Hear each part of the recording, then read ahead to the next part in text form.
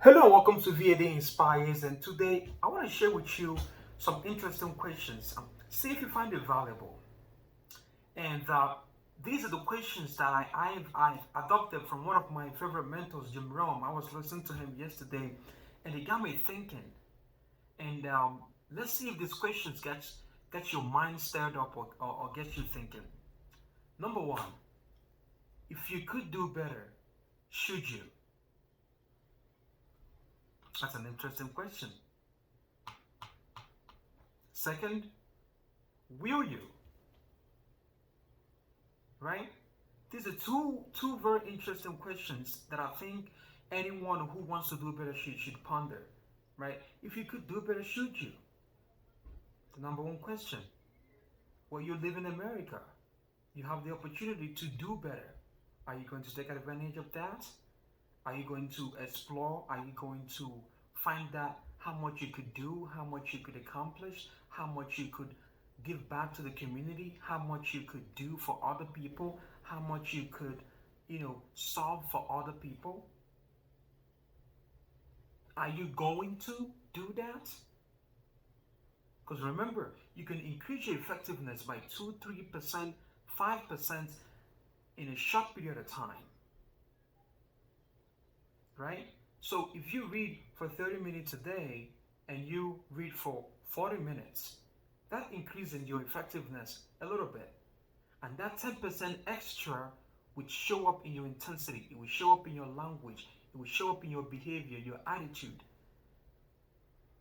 Because remember, for this example that we pick, reading expands your worldview, it expands your vocabulary, it expands what you think is possible for you.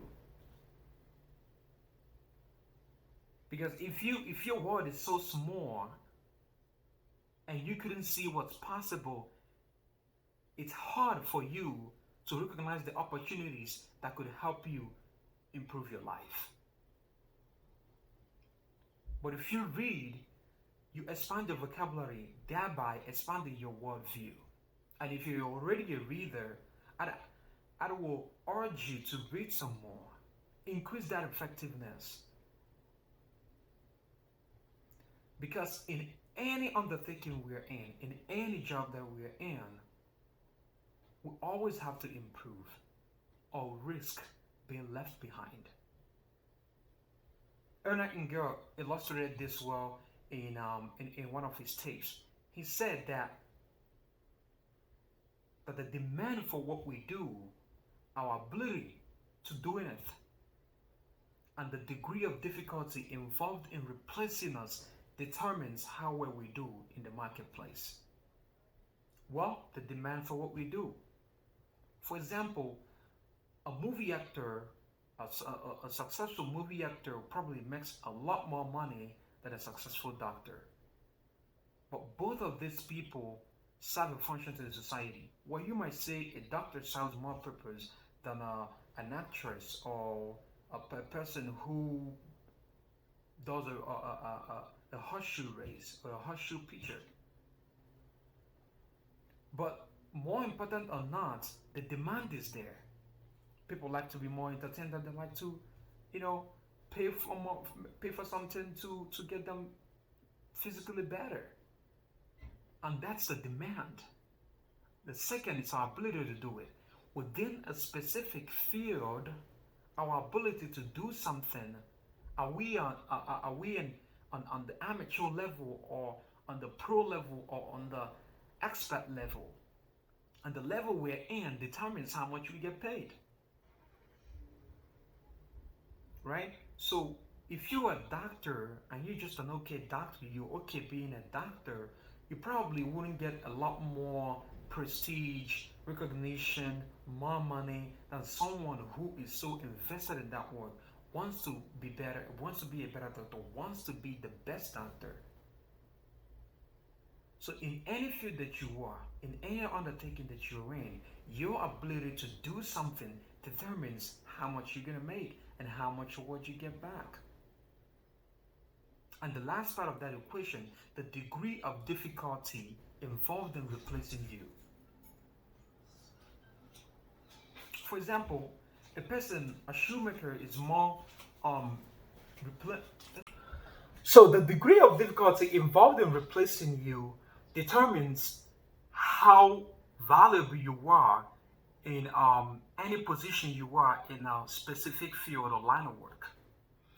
For example, a shoemaker it's important to society, but the degree of replacing him is very easy that he doesn't get paid much for his work. But how about a doctor?